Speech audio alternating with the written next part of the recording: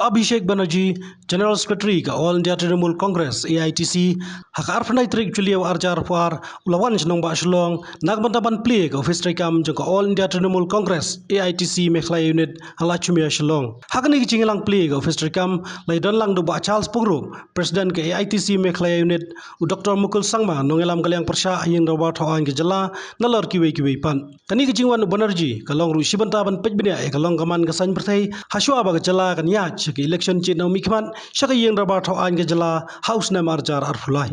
We welcome now our Honorable General Secretary, Shri Abhishek Banerjee, and request him to kindly inaugurate the office today by cutting this ribbon.